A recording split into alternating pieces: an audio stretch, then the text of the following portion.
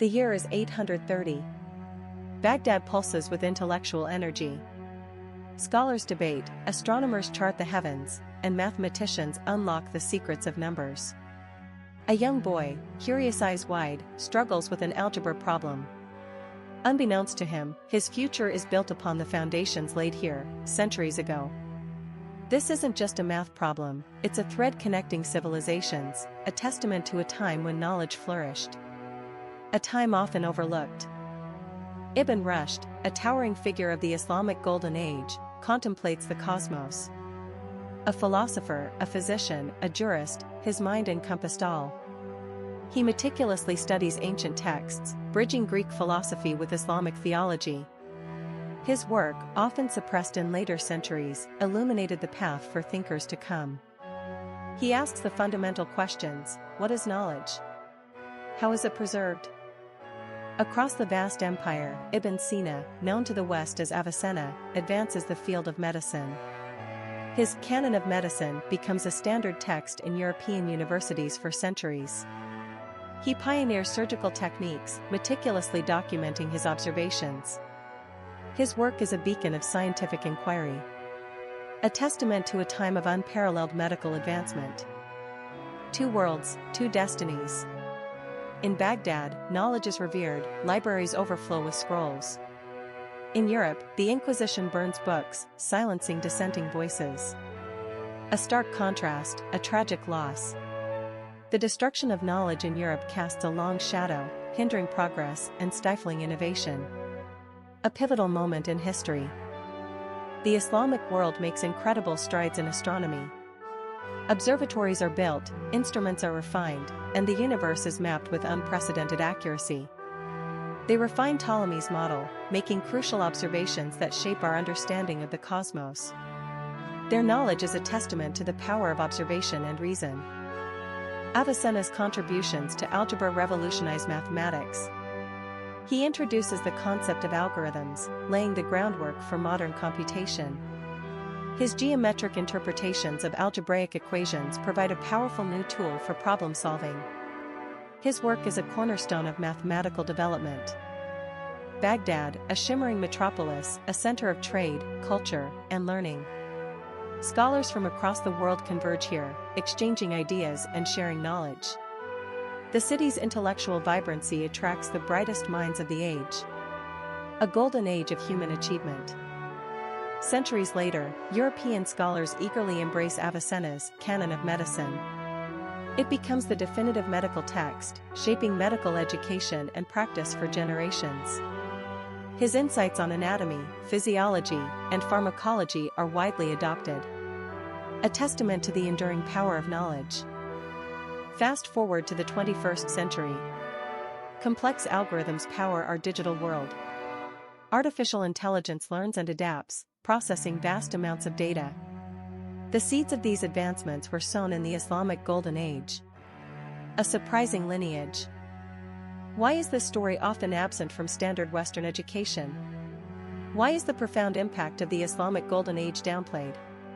A civilizational reckoning is needed. A re-evaluation of history. The past holds vital lessons for the future. Dr. Aris Thorne, a historian, pores over digitized manuscripts, a flicker of excitement in his eyes. He's building a case for a more inclusive historical narrative, one that acknowledges the crucial role of Islamic scholars in sparking the scientific revolution. The prevailing narrative focuses solely on European figures, neglecting the foundational work done centuries prior. He believes this omission is a deliberate oversight, a consequence of ingrained biases. The manuscript details Avicenna's intricate understanding of the nervous system, far ahead of his time. His observations on reflexes and sensory perception are remarkably accurate. Aris traces the words with his finger, marveling at the depth of knowledge possessed during the Golden Age. He realizes the sheer volume of lost knowledge, buried beneath layers of historical distortion and selective memory. Aris presents his findings to a panel of esteemed historians, met with polite but dismissive skepticism.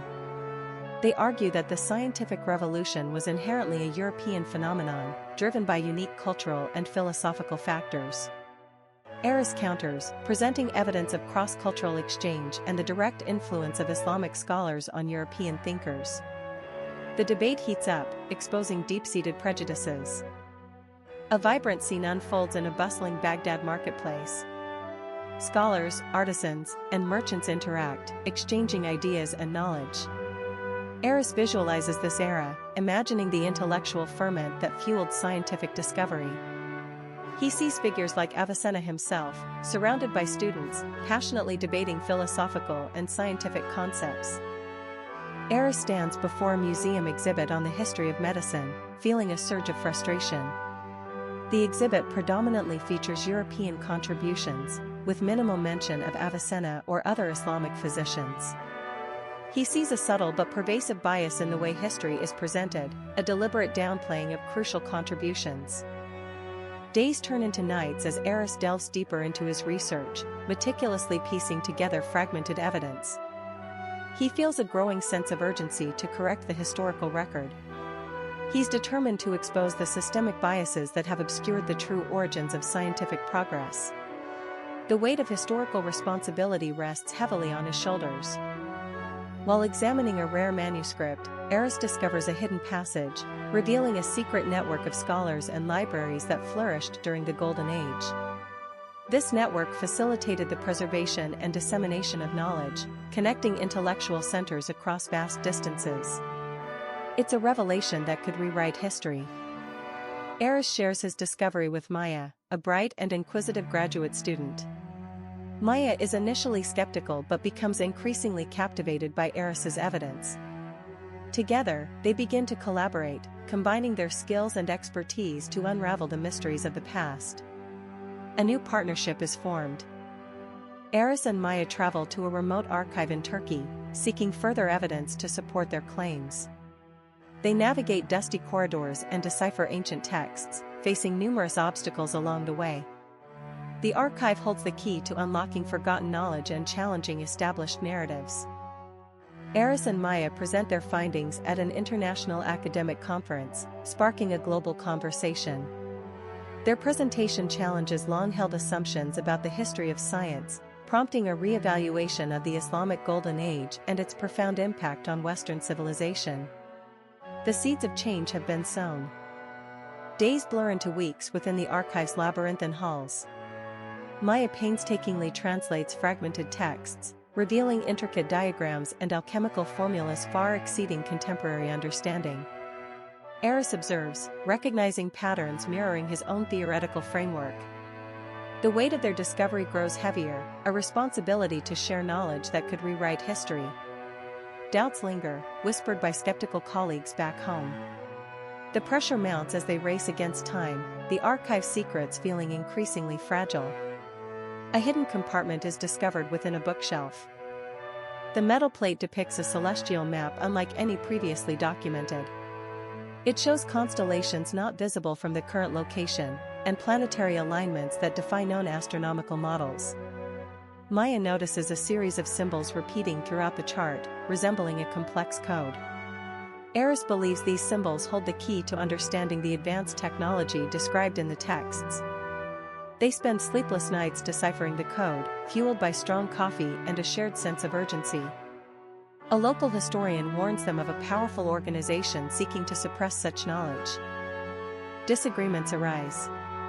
Maya champions a cautious, methodical approach, while Averroes pushes for a more immediate public release of their findings. Their contrasting personalities clash under the pressure. The weight of potential repercussions intensifies the conflict. Averroes feels their discovery is too important to remain hidden. Maya worries about the consequences, fearing exploitation and misinterpretation. The archive's isolation starts to feel less like a sanctuary and more like a trap. The historian's warning echoes in their minds. They are not alone. A subtle presence begins to stalk them. Averroes notices fleeting glimpses of a figure in the periphery, always just out of reach. Maya dismisses it as fatigue-induced paranoia, but Averroes remains uneasy. The feeling of being watched intensifies as they delve deeper into the archive's secrets. A coded message appears on their computer, a veiled threat. They realize they are being monitored. The historian's warning seems prophetic now. The decoded symbols reveal a series of locations scattered throughout Turkey, each associated with specific astronomical events and alchemical experiments. These locations are not merely geographical points, they are sites of power, harnessing natural energies. Averroes believes these sites could hold evidence of advanced energy technology. Maya is increasingly concerned about the potential dangers of tampering with such powerful forces. They decide to investigate the first location, a remote mountain observatory. The journey to the mountain observatory is arduous, testing their physical and mental endurance. The landscape is desolate and ancient, imbued with a palpable sense of history. As they ascend, the air grows thin, and a strange energy permeates the environment. Maya feels an unsettling sense of foreboding. Averroes is energized by the prospect of uncovering the observatory's secrets. They reach the observatory as twilight descends. The observatory's interior is surprisingly well preserved. They discover a hidden chamber containing intricate devices crafted from unknown materials. The walls are adorned with complex carvings depicting celestial events and alchemical processes. Averroes recognizes the devices as energy conduits, capable of harnessing and manipulating natural forces. Maya is awestruck by the sophistication of the technology. A low hum fills the chamber. One of the devices begins to pulse with a soft, blue light. The air crackles with energy. Averroes cautiously approaches, fascinated by the device's intricate workings. Maya urges caution, sensing an imbalance. The light intensifies, illuminating the carvings on the walls. A holographic projection flickers to life, displaying a complex astronomical chart. The chamber begins to shake. The holographic projection displays a warning message in an archaic language. Averroes and Maya realize the message is not meant for them. A surge of energy erupts from the device, knocking them back. The observatory's structure begins to crumble. They barely manage to escape before the chamber collapses. They realize they have awakened something they don't understand. They must leave. They descend the mountain, shaken but resolute. The encounter has confirmed their suspicions. They are not the first to seek these secrets, and others are still guarding them. The organization's presence is undeniable, and their intentions are far from benevolent. Their journey has just become infinitely more dangerous. They must decide how far they are willing to go to protect the truth. The forest floor is uneven, roots snaking across their path. Maya scans the trees, a worried expression on her face. Averroes clutches a small data chip, salvaged from the collapsing device. He whispers about the message, a feeling of urgency in his voice. They need to understand what they unleashed, and who wants to keep it hidden. The air hangs heavy with the scent of damp earth and decaying leaves, a stark contrast to the sterile environment of the observatory. Every shadow seems to hold a secret. The waterfall masks a narrow opening in the cliff face. Maya hesitates, her hand hovering over a concealed mechanism. Averroes pushes forward, eager to find shelter. Inside, the cave is cool and damp, echoing with the sound of dripping water. Strange symbols are etched into the walls, mirroring those on the holographic projection. A sense of foreboding settles over them. This place feels old, untouched by time, and filled with unseen eyes. The tunnel system branches out into darkness. Averroes and Maya proceed cautiously, their voices hushed. The air grows thick with the smell of ozone. They pass ancient carvings depicting strange beings and celestial events. Maya notices a pattern in the carvings, a recurring symbol that resonates with the holographic message. She feels a growing sense of unease, as if they are being watched. The chamber opens into a vast cavern. At its center stands a colossal crystal, humming with power. Its facets refract the torchlight, creating a dazzling display. Averroes is mesmerized, reaching out to touch it. Maya pulls him back, warning him of unknown energies. The crystal seems to respond to their presence, its pulsations growing stronger. A low-frequency vibration permeates the air. Contact with the crystal floods Averroes' mind with images, towering cities, advanced technology, and a devastating explosion.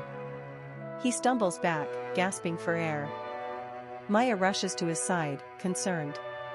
He describes the vision, a lost civilization destroyed by its own power. The crystal is a repository of their knowledge, and their downfall. The cavern shakes violently. The crystal flares with intense light, momentarily blinding them. Dust and debris rain down from the ceiling. A deep rumble echoes through the tunnels. Maya shields her eyes, struggling to maintain her balance. Eris clutches his head, overwhelmed by the surge of energy. The crystal's light flickers, then stabilizes. The tremor subsides, leaving an eerie silence. A section of the wall slides open, revealing a narrow passage. A cold draft emanates from within. Maya shines her flashlight into the darkness, revealing a steep descent. Eris feels compelled to explore, sensing the passage holds the key to understanding the crystal's power. Despite her apprehension, she knows they must follow. The passage is treacherous, filled with hidden pitfalls and pressure plates. They navigate the traps with careful precision, relying on Eris's intuition and Maya's technical skills. The walls are lined with intricate mechanisms, hinting at the civilization's advanced engineering. They find fragmented texts detailing the crystal's purpose, a source of immense energy, capable of both creation and destruction. The passage opens into a large chamber, a control room. Dust covers the consoles, but the holographic displays flicker to life as they approach. Eris recognizes the symbols, realizing they are a complex energy matrix. Maya begins to analyze the system, searching for a way to shut down the crystal's power. The room feels eerily silent, as if waiting for someone to reactivate it. A figure steps out of the darkness, blocking their path. It's a woman in a sleek black suit, her face cold and determined. She speaks with a calm, authoritative voice, revealing the organization's goal: to harness the crystal's power for global domination.